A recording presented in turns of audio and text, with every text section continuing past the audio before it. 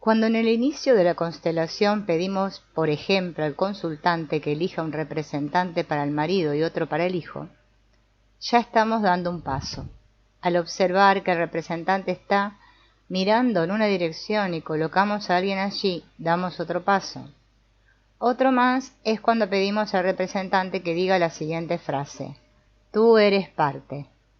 Todas esas acciones visibles hechas por el constelador configuran los pasos del ciclo de la constelación. Para comprender esto vamos a escuchar un cuento llamado La vaca y el precipicio. Un maestro que estaba caminando con su discípulo por los caminos de la vida, en uno de los pueblos que atravesaron, pasaron frente a una casa que tenía un aspecto muy pobre y decidieron entrar para conocer a la familia.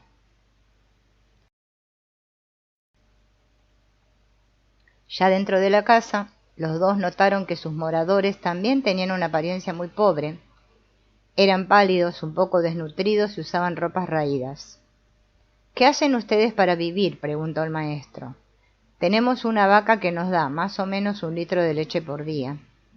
Bebemos esa leche, hacemos cuajada y cambiamos la leche por alimentos con los vecinos. Así vamos llevando la vida, describió el padre de familia con cierto desánimo.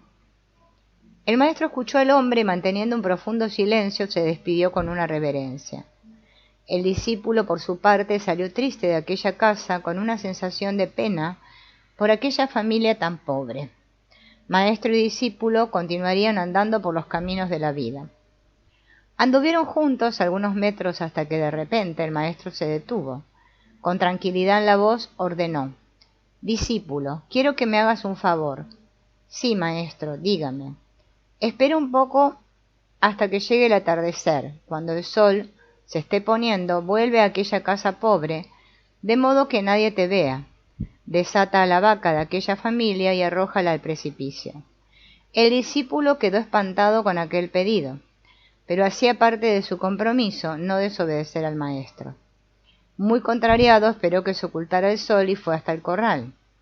Muy silenciosamente desató la vaca y la llevó hasta el margen del precipicio, como el maestro le había mandado, y con profundo pesar empujó la vaca hacia el precipicio. Muchos años habían pasado desde ese episodio. El maestro murió y el entonces discípulo se había vuelto un maestro también. Tantas cosas habían ocurrido, tantas habían vivido, pero nunca había podido olvidar aquella escena, él empujando al abismo la única fuente de alimento de aquella pobre familia. Cierta vez también él caminaba con sus propios discípulos por los caminos de la vida. En una oportunidad ocurrió que ellos se encontraron por la misma región donde vivía aquella pobre familia, exactamente frente a la misma casa. Ahora, sin embargo, la casa estaba muy diferente. Ya no tenía un aspecto pobre. Al contrario, era una casa bonita, aparentando hasta cierta riqueza. Entonces, ese maestro que había sido discípulo una vez y que había guardado aquel amargo recuerdo en su corazón, golpeó la puerta de la casa. Necesitaba saber qué había ocurrido con aquellas personas, así que golpeó y fue recibido por un hombre relativamente joven. El maestro lo saludó y preguntó si él pertenecía a la misma familia que hace algunos años vivía en aquel sitio. Sí, usted debe haber conocido a mi padre. En aquella época yo era aún un niño, ahora soy el jefe de esta familia. Su padre era un hombre muy pobre. Sí, realmente. Nosotros pasamos por un momento muy difícil. Teníamos solo una vaca para sustentarnos y ella murió en un accidente. El maestro escuchaba en silencio, recordando la escena. A partir de aquel momento de crisis pasamos por una situación de mucha pobreza, pero mis padres comenzaron a probar nuevas ideas, nuevas posibilidades. Plantaron algunas semillas y hierbas medicinales, árboles frutales e hicieron una gran huerta. El resultado fue lo que tenemos ahora, abundante agricultura, ganado, etc. El maestro, que una vez fue discípulo, escuchó atentamente aquella información y agradeció. Dentro suyo se disipó toda la culpa que llevaba en su corazón por años. Escuchando este cuento, a partir del enfoque de las constelaciones, podemos hacer una analogía entre cada acción del maestro, que entrena la disciplina de permanecer en el centro vacío, y los pasos necesarios. Veamos cuáles son. 1. Escucha el problema mientras observa a la familia, las condiciones externas de la casa y sus miembros. 2.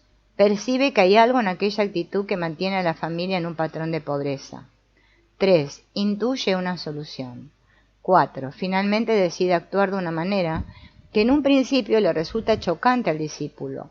Solo después de años se confirmaría esa como la más sabia acción que el maestro pudiera haber tenido. Solo se puede alcanzar un gran éxito cuando nos mantenemos fieles a nosotros mismos.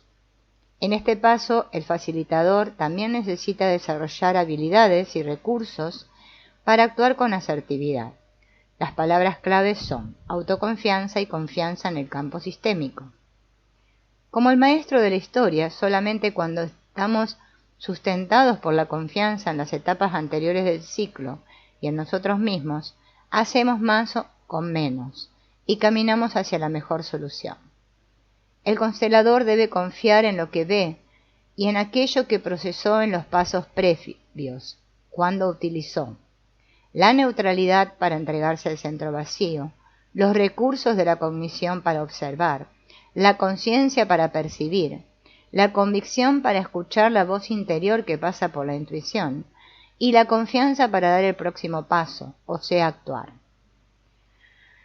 La acción puede darse en el plano físico, con un movimiento corporal y palabras, o con el no actuar y el silencio, considerando que el no hacer también es un hacer. Después de todo, el silencio es un lenguaje cargado de sentido. Escuchemos ahora un relato de una constelación llamado impotencia. Yo cuando lloro, no lloro, llora aquello que los hombres en todo el tiempo sufrió. Una mujer llamada Paula fue a constelar sus sentimientos de impotencia frente a la vida, una fragilidad que la acompañaba desde la infancia.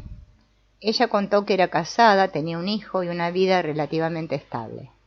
Se le pidió a Paula que eligiese un representante para ella y otro para la impotencia. Esperé, y el movimiento de la representante de la impotencia mostró que faltaba alguien en dirección al suelo. Se colocó una persona para representarlo. Todo indicaba que era su padre fallecido. Al mismo tiempo, la representante de Paula apuntó hacia un lugar vacío, diciendo que faltaba alguien allí al lado de ella. Se colocó un representante más, que se supo después que era la fuerza o la potencia de ella, que entró en el campo de la constelación. En los siguientes pasos, la representante de la impotencia se distanció de la representante de Paula y se colocó al lado del fallecido, diciendo que ella pertenecía a aquel lugar y a aquella persona. Desde el centro vacío, el constelador intuyó que ella dijera algunas frases para que volviera a su lugar de hija y entregase aquel sentimiento al padre. Esto no fue fácil para ella, porque, como observamos en las dinámicas donde hay sentimientos adoptados, dejar el dolor con otro es un inicio, percibido como dejar que el ser amado cargue solo con su sufrimiento. Otras frases y silencios fueron necesarios hasta que el movimiento de entrega pudo ocurrir. Finalmente ella pudo dejar con el padre lo que pertenecía al destino de él. Comprobando la verdad de esta entrega, la representante de Paula y el representante de su fuerza se dieron las manos y miraron con convicción hacia el horizonte.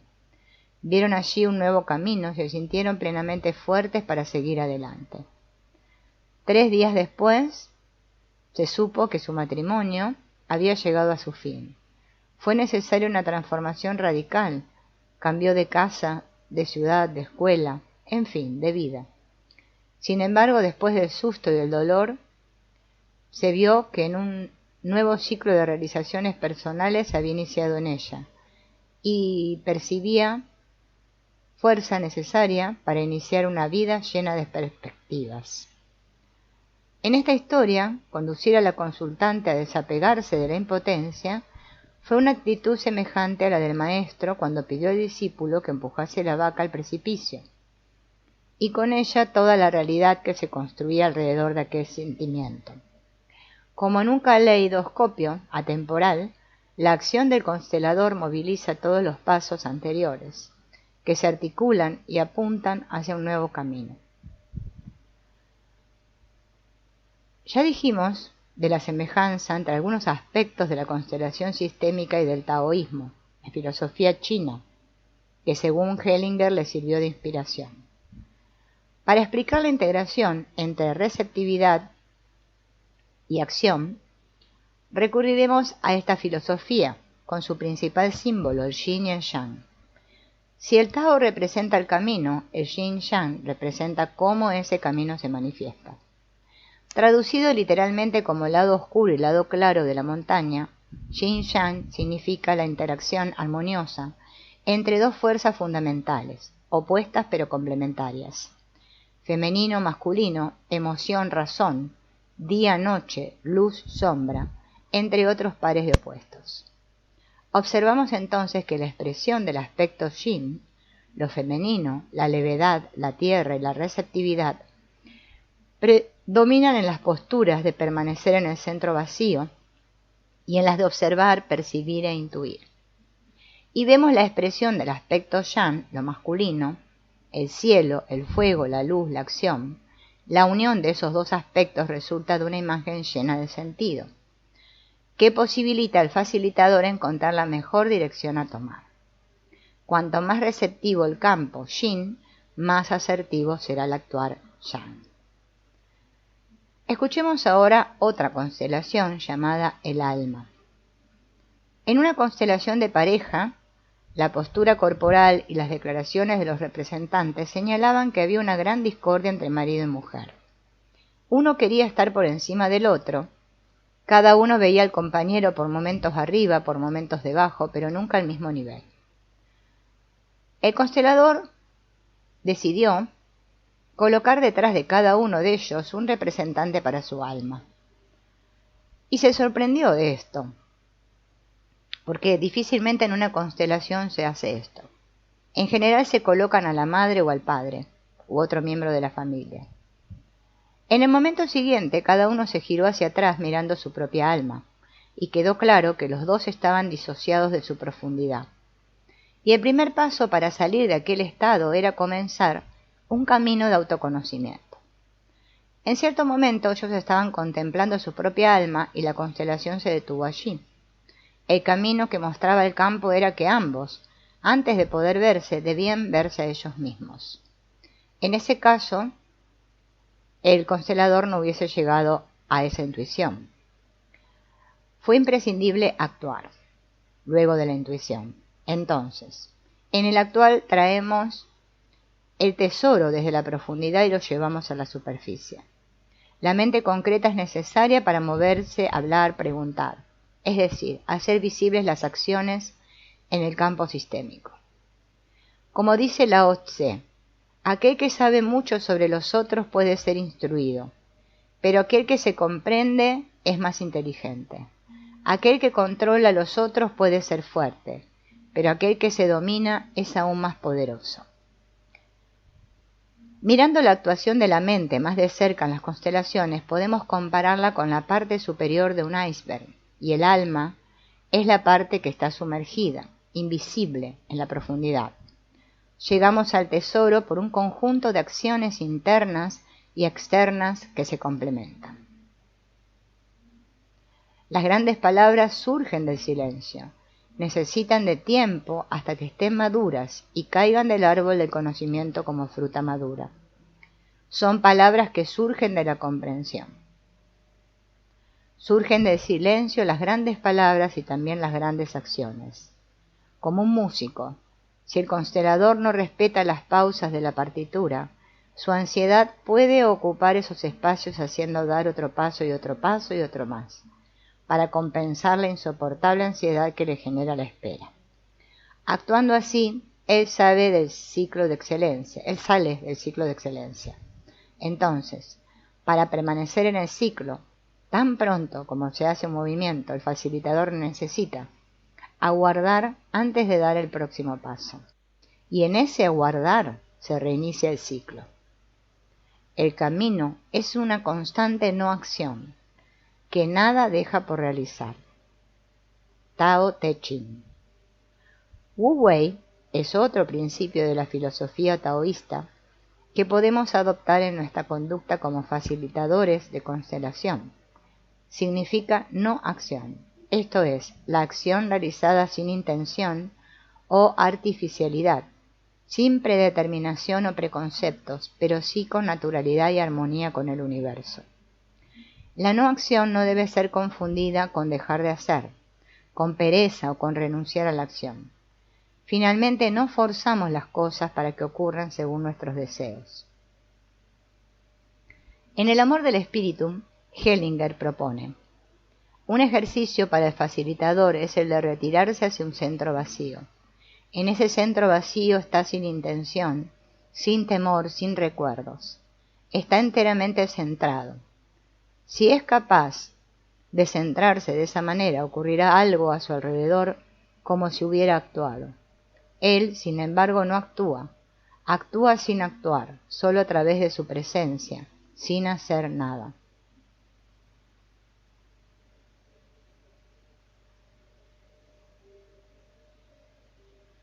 Como dice Rumi, no soy cristiano, no soy judío, no soy zoroastriano, ni siquiera soy musulmán.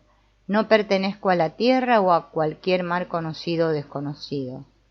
La naturaleza no puede poseerme ni reivindicarme y el cielo tampoco.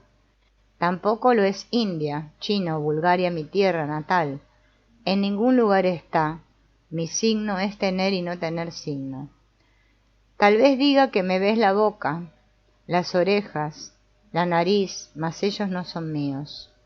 Yo soy la vida de la vida. Soy aquel gato, esta piedra, nadie. Descarté la dualidad como lo haces con un trapo viejo. Veo y conozco todos los tiempos y mundos, como único, único, siempre único. ¿Qué tengo pues que hacer para que reconozcas quién te habla? Acepta eso y cambia todo. Esta es tu propia voz que resuena desde los muros de Dios. El cerebro, así como los músculos del cuerpo, puede desarrollarse o atrofiarse, dependiendo de los estímulos que recibe. Estudios hechos a partir de imágenes de resonancia magnética muestran que ese órgano reacciona a determinados ejercicios mentales, pasando inclusive por modificaciones anatómicas. Cuando realizamos una constelación, estamos también desarrollando y ampliando recursos de nuestra inteligencia espiritual. Cuando hablamos sobre instalar nuestra conciencia en el centro vacío, sobre el acto de percibir y de intuir, estamos describiendo capacidades de la inteligencia espiritual. Así, todos los temas abordados tienen como objetivo la expansión de esta última inteligencia, que consideramos esencial para aquellos que quieran ayudar a otras personas con este abordaje. Las constelaciones sistémicas son un camino de desarrollo integral del ser, que posibilita también la expansión de la conciencia espiritual. Ahora escucharemos el cuento del miedo del rabino, que dice así: en los momentos finales de su vida, Reb Suya estaba agitado. Sus discípulos, tomados por la veneración y el temor, estaban perturbados por la agonía del maestro, y preguntaron: «Maestro, ¿por qué está tan inquieto?» «Tengo miedo», dijo el maestro. «¿Miedo de qué, maestro?» «Miedo del tribunal celeste». «Mas tú, un maestro tan piadoso, cuya vida fue ejemplar, ¿a qué temerías? Si tú tienes miedo, ¿qué deberíamos sentir nosotros, tan llenos de defectos e injusticias?», reaccionaron los alumnos. Y el maestro dijo: «No temo ser investigado porque no fui como el profeta Moisés y no dejé un legado a su altura. Puedo defenderme diciendo que no fui Moisés porque no soy Moisés. Ni temo que me cobren por no haber sido como Maimónides y no haber ofrecido al mundo la cualidad de su obra y de su pensamiento. Puedo defenderme de no haber sido Maimónides porque no soy Maimónides. Lo que me aterra es que vengan a indagar. Suya. ¿Por qué no fuiste suya? Esta pequeña historia nos ayuda a reflexionar sobre la importancia de aceptar quienes somos, con nuestras luces y sombras. Tal vez el rabino se había dado cuenta de que a pesar de todo el conocimiento sobre las escrituras sagradas y el pensamiento de grandes hombres, le faltó conocerse a sí mismo o aceptarse totalmente. Sin autoaceptación, ¿cómo podríamos incluir en nuestro corazón el consultante y todos los integrantes de su sistema familiar, que llegan hasta nosotros con sus luces y sombras? Comprendemos el sistema del consultante en la medida en que conseguimos comprender y aceptar el nuestro. Para eso precisamos expandir el autoconocimiento y conectarnos con el centro vacío. Al volvernos vacíos internamente tenemos, en las palabras de Hellinger, condición de entrar en contacto no solo con nuestra propia fuerza creativa, sino con la de cada uno de los sistemas que facilitamos. En este trabajo, actuar creativamente surge a través de ese camino y conexión. Es por eso que podemos hacerlo solo cuando hemos caminado al menos parte de ese camino del conocimiento, cuando tengamos internalizada esa filosofía, cuando algo se realiza a través y más allá de nosotros y no somos más nosotros mismos, entonces podemos realizar este trabajo. La inteligencia espiritual es una capacidad innata del ser humano. La religión en su momento es heredada de sacerdotes, profetas o libros sagrados, constituyéndose a partir de un conjunto de reglas y creencias. Ello opera de arriba para abajo, absorbida a través de la familia o de las tradiciones.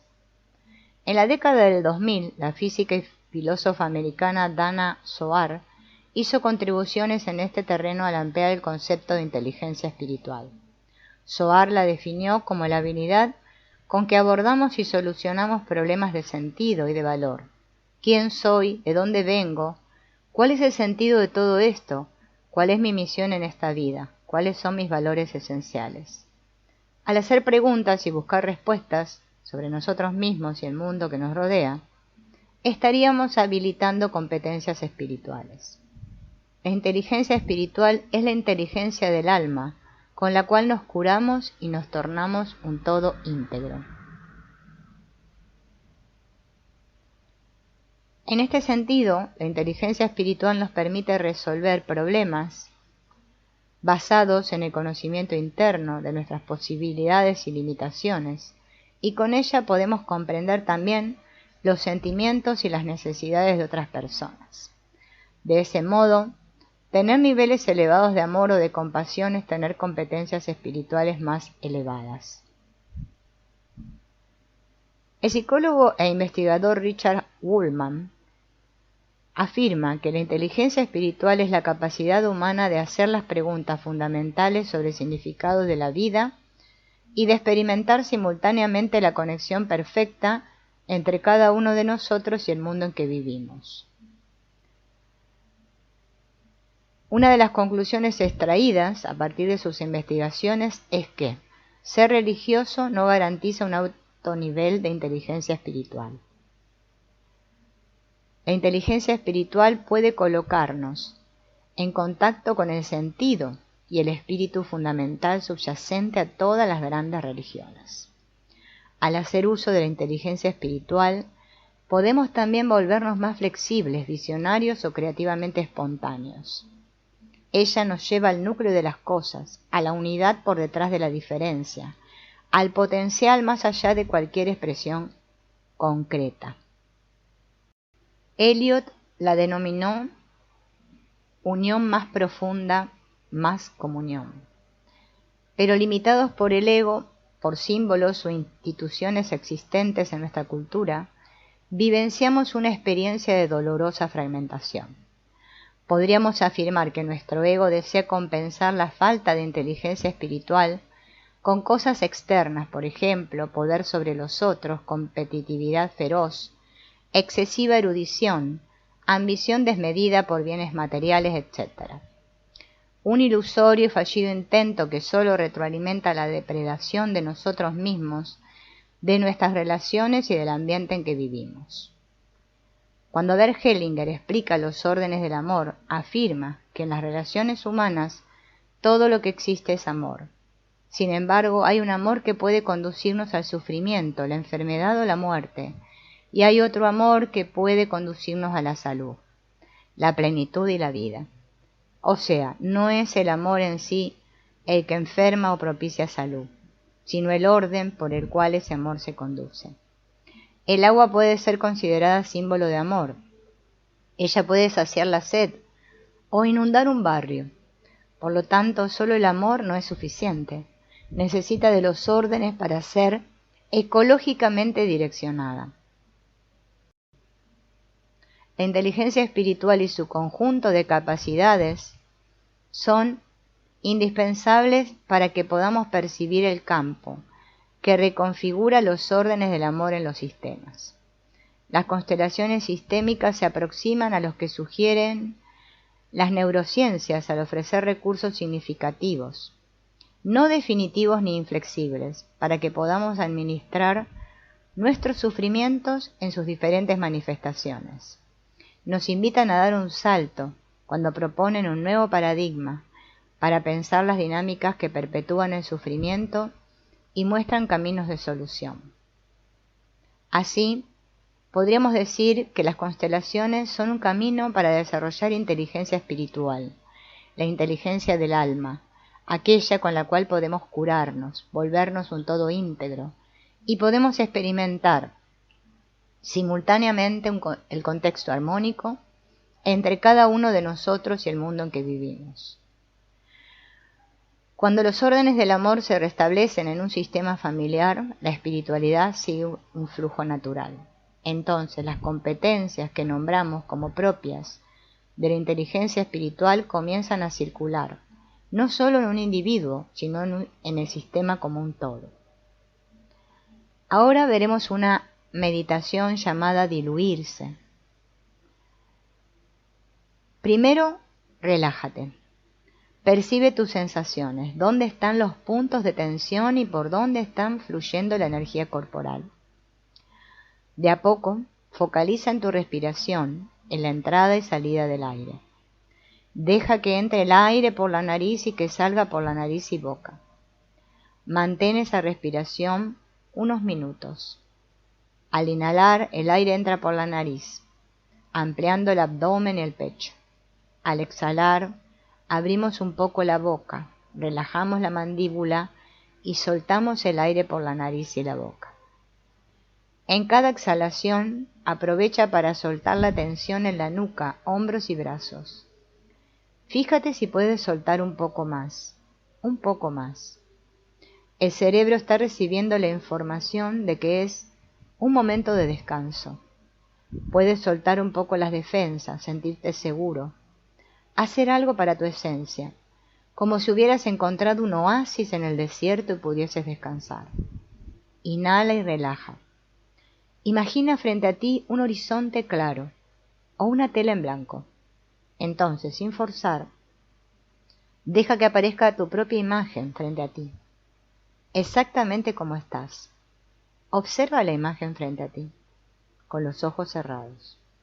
Imagina que viene una luz de lo alto como un rayo de luz de sol y comienza a irradiar su luminosidad en la imagen frente a ti. Esa luz, como una caricia, va suavemente penetrando en tu cuerpo. Con cada respiración, observa la luz que viene. A cada exhalación, imagina cómo esa luz fluye y permea todo tu cuerpo. Frente a ti, puedes imaginar los colores de esa luz. Esta se mueve en armonía con la respiración y fluye en la imagen, a tal punto que la toma desde la cabeza hasta los pies. No hagas nada.